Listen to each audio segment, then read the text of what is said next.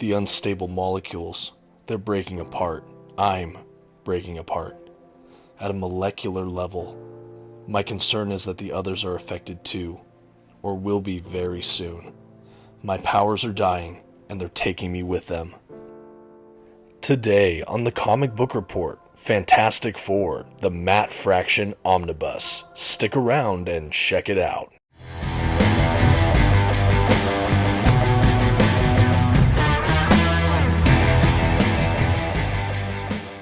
Greetings from all time and space, everyone. My name is Dominic, and you're tuning in to the Comic Book Report, where we review comic books and graphic novels so you can get an idea of what to read. And today I'm happy to be back with Marvel's most fantastic family with the Fantastic Four Matt Fraction Omnibus. Before purchasing, I heard so many mixed reviews about this run, but I'm so happy I took the leap. Let's get started with today's review. First, some quick facts about today's collection. The issues in this volume were written by Matt Fraction and penciled by Mark Bagley and Mike Allred. The issues in this volume were first published by Marvel Comics beginning in 2012. The volume itself collects Fantastic Four from the 2012 series, issues 1 through 16, along with the issue 5 AU. It also includes FF from that same year, issues 1 through 16, and Marvel Now .1 issue 1. And finally, this oversized hardcover comes in at 760 pages. At this time, I'd like to issue a general spoiler warning. I will be flipping through the contents of today's collection and commenting on plot points throughout. You've been advised. Okay, and here's our first look at the cover of that Fantastic Four Omnibus by Matt Fraction. I believe the art on this cover is from Mark Bagley. Got some great Dr. Dooms on the front. Love seeing that. On the spine, of course, you have that red Marvel Omnibus logo on a white spine, which is nice to see. We got some good art there. And, of course, as we start to make our way towards the back cover, you can see some more art, this time from Mike Allred. These are the twin artists that are on these books. Primarily, there are a couple other artists associated with this whole book as a whole, but I'd say primarily it's Mark Bagley for Fantastic Four and Mike Allred for FF. And as we take a look at the dust jacket and the under the dust jacket art, I want to take a moment to say, hey, if you haven't subscribed to my channel yet, I would certainly appreciate that. Hit the notification bell so you don't miss any of our content drops. I do a couple videos a week along with shorts, so if you like comic book collected editions, definitely swing by. And now, like I said, here's that under the dust jacket hardcover artwork. I love this spread. You just get a good grasp on all these characters here. Just love the artwork throughout this book. I'm sure that's going to be a main point I talk about throughout this review, is the just absolutely fantastic quality of the art throughout this collection. And finally, before we dive into the actual book itself, I wanted to give a quick look at the binding for this omnibus edition. I'll just do a quick little sample here. You can see in a second, this is a pretty decent eye. There wasn't a ton of gutter loss in this volume, which I was super happy to see. Overall, very satisfied with this print. Okay, and now without further ado, we're going to jump into the book itself. And as we do so, I just want to quickly provide some context as to how I first heard about this run. Frankly, I was browsing through Amazon, and lately I found myself really enjoying the Fantastic Four, so I wanted to see if there were some books or runs I hadn't heard of or haven't read yet, and lo and behold, I found Matt Fraction's run here.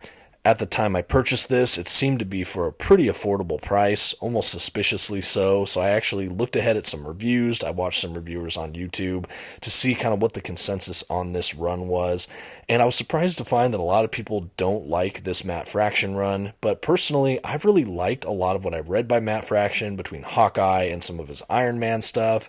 And then when I noticed that the artists attached with this book were Mark Bagley and Mike Allred, who are also some of my favorite artists, I thought this was a no-brainer. This seemed like a power team, and at the end of the day, I was like, even if this isn't one of my favorite runs of all time, for the art alone and oversized format, this might be worth picking up for the price point I found it.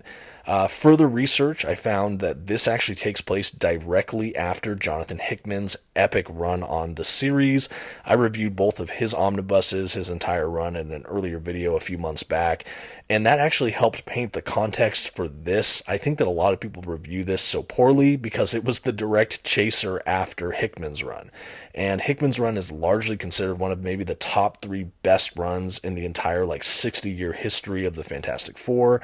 So I think anything less than almost perfection, a lot of people probably wouldn't love what came after Jonathan Hickman's run, and I'm worried that's what happened here with Matt Fraction. At any rate, I picked it up and I was so happy I did. As far as the plot line for this book goes, the main story is centered around Reed, who overstretches and kind of breaks his arm in a really gruesome, horrific way. It looks like his powers are malfunctioning or not working correctly, and it leads him to this discovery that for some reason the molecules within his body that have been affected by the cosmic rays all those years ago are starting to mutate and kill him. It's almost like a superhero cancer, a superhero genetic molecular disease that affects him, and he's concerned it affects the other members of the Fantastic Four family as well. He looks up all this research and realizes there's nothing in his known universe that seems to solve or cure this issue, so he justifies that he has to go, throughout space and time in different universes and all this stuff to try to find an explanation, a cure that maybe doesn't exist in his traditional world, in his space, his time. So he kind of not tricks, but he convinces his family to go with him on a year-long family vacation that is really his secret research mission to try to find a cure that will ultimately save him and potentially the life of his whole family should they be also exposed to this crisis. Simultaneously, because I said this occurred after the Jonathan Hickman run, one of the things that happened during that run was the formation of the FF, or the Future Foundation. This is kind of like the youth of tomorrow, the most brilliant genius kids who are part of this school or this foundation that are trying to solve the world's problems and build a better future. So yes, that means in addition to being the world's premier family superhero team, they are also kind of the headmasters and teachers over this Future Foundation. So when Reed decides to leave for a year with his family, he has to basically select some fill-ins who are not only going to fill in for the Fantastic Four, but also as the leaders of the FF. And that's where basically each member of the Fantastic Four picks kind of an alternate and a replacement for while they're gone. Reed justifies, hey, I'm only going to be gone for a few minutes because this is like a space-time universe machine, so I'm going to return shortly after I leave. So you're only going to have to be the Fantastic Four for under 4 minutes, no problem. Sure enough, though, they don't come back in time, and so their replacements are up to bat, not only as heroes, but also as essentially teachers and the leaders over this foundation. All that setup was just to explain that this book is comprised of effectively 2 different comic book titles that ran more or less simultaneously each month.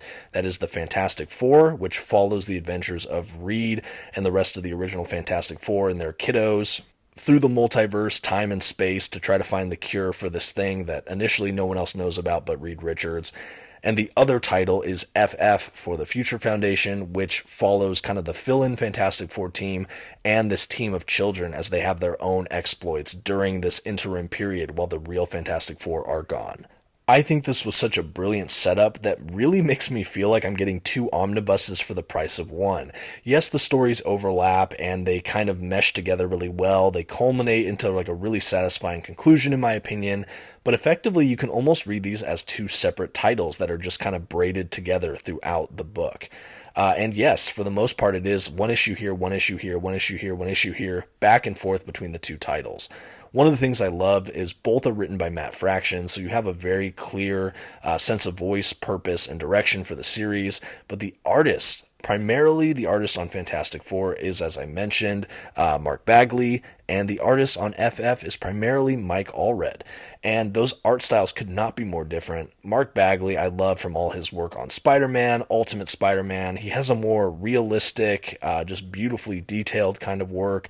And Mike Allred is almost more of a kind of, I don't even want to say abstract, but more stylized kind of art. You can look at Mike Allred's stuff and know immediately what I'm talking about. It's such a standout creative force.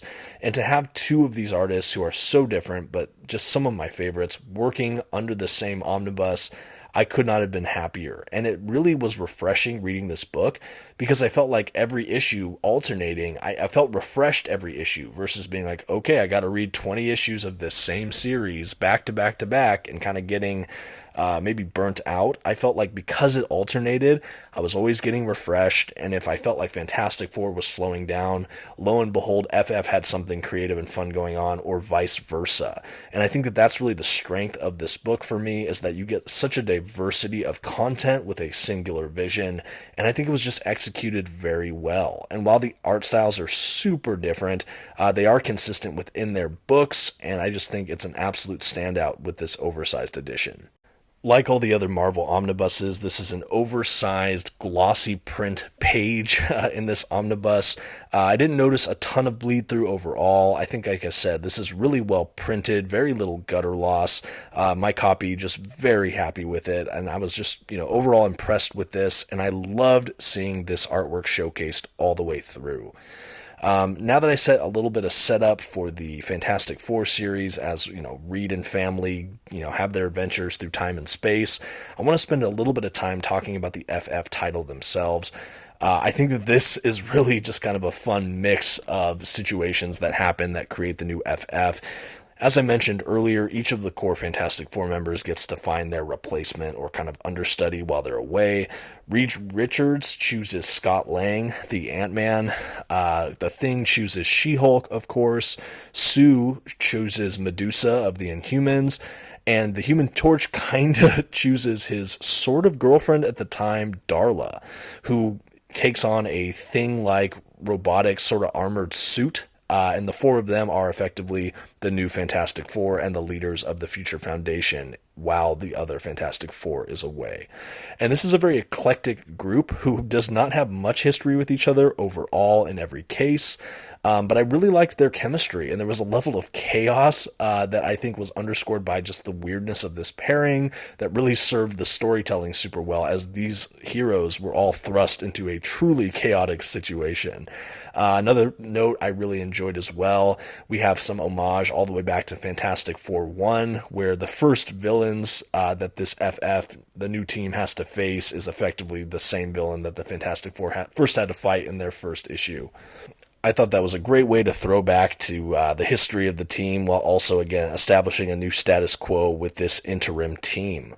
Another thing I really enjoyed about this was there was a heavy amount of drama here. The book actually starts with a flashback sequence depicting the death of Scott Lang's daughter at the hands of Dr. Doom. I believe his daughter Cassie was part of one of the young superhero teams. I think it was the Young Avengers. At any rate, it looks like Dr. Doom had killed her, and Scott Lang is still in kind of the backwash, grieving, horrific period after that as a parent who's lost his child.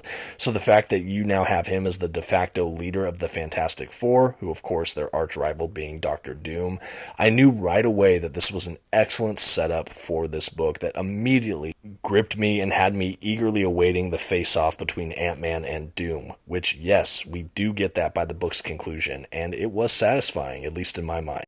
There's so many things I could talk about in this collection because it covers so much, but again, some of my highlights for this collection are the twin artists, both Mark Bagley and Mike Allred. Absolutely worth reading for just the art alone. But I think that Matt Fraction gets a bum rap for this run. I found his writing to be absolutely strong and engaging. I loved that, like I said, there was a really good sense of direction and voice throughout this run, but there was enough diversity between the two titles that I was constantly kept on my toes and refreshed. The Fantastic Four and the FF face off against some truly classic Fantastic Four villains between Blastar, Dr. Doom, Annihilus, Kang the Conqueror, and the list just goes on and on from there. There was also some refreshing new touches that I didn't expect but really enjoyed. I think some of the planets or regions that the Fantastic Four traveled through on their adventures I found to be super interesting and fun. A particular character of note is Julius Caesar, who is way more than he appears to be throughout this whole run. I won't spoil too much of that for you, but that was such a fun character throughout this book, actually both books in this collection. Also notable, I like that they included even the Watcher at different points in this book. Overall, just a fantastic run. I do think if there was any detriment, it's that, yes, this is not the Jonathan Hickman run, nor is it the Stan Lee run, nor is it the John Byrne era Fantastic Four. I don't know that this makes it with the pantheon of incredible Fantastic Four runs, but man, I might put it just under that for me. This was an absolutely entertaining ride from start to finish. I loved that overall, I didn't feel like this book got bogged down with a ton of different Marvel events either, so I never really felt like I was getting too torn away from the main focus of the narratives. And that's not something I can say for a lot of omnibus collections these days. I think particularly if you're a fan of the Fantastic Four, this is a no-brainer purchase, especially if it's in print and you can find it at a good price. I think if you're not really a fan of the Fantastic Four, I would probably still recommend some of the other runs first, either the Stan Lee or John Byrne era if you like some of the more classic style Fantastic Four. If you're more of a modern comic reader, I would obviously first point you to Jonathan Hickman's run. I think at the end of the day, the scope and the epic nature of Hickman's run does outshine this. But if you're looking for a fun read, like a truly just entertaining book, I think that I would put this on that list, absolutely. I don't think the scope is nearly as grandiose as Hickman's, but there are some fun stories to tell here. There is a central problem in both books that I think culminate to a satisfying conclusion in all respects. I really was not disappointed. And I really do think that the reason this run gets so much hate is just because it follows directly after one of the most famous runs in the history of the Fantastic Four. Even with all the reviews I had read about this book, some were still good, but a lot were negative. I think even with the scope of everything I had read, though, I was still very surprised by this book. I didn't get a lot of spoilers. I just kind of had the setup on both sides of this book. And when I went in more or less blind, and I was so happy to enjoy the ride. I think, like I said, it does culminate to an ultimate payoff, and the story does get resolved. You do figure out what's causing Reed's power degradation and how that gets solved. You do have Ant-Man confront Doctor Doom, and there's so much more layers to the storylines than just that. But everything culminates, like I said, in a way that was so satisfying to me, and it does address the central problem by the end of these runs. But along the way, even though you do kind of develop and build towards the ultimate payoff that, again, I feel like was really well executed, there are so many little episodic adventures on the way throughout that were almost just as enjoyable as the main story. Like I said, there was an issue where they meet Julius Caesar I felt particularly was a memorable one. And over on FF, there's a whole issue dedicated to children trying to ruin She-Hulk's date. This book really does have it all, and I thoroughly enjoyed it. And there's even some extras here at the back. There's so much more I can say, but honestly, we've reached the end of the collection, and I think that all that's left now is to give this omnibus a grade. Alright, this might be a hot take, but I don't care. It's my take, and it's my pleasure, on the behalf of the Comic Book Report, to give the Matt Fraction Fantastic Four Omnibus a B. This was such a satisfying and entertaining read from moment one all the way to the final moments. I could not recommend this enough for fans of the Fantastic Four, or to check it out for people that are always kind of curious about these books but maybe have never taken the plunge. Go for the art, stay for the story that I think is much better than it gets credit for. The twin titles in this book are as diverse as they are refreshing, but all lead to a really satisfying payoff. If you can find this omnibus, it might just be worth the read. It might surprise you. Let me know what you thought of this video, and until next time, this has been the Comic Book Report. Thank you so much for stopping by. Don't forget to give a like and check out some of my other videos. And until next time, have a good one.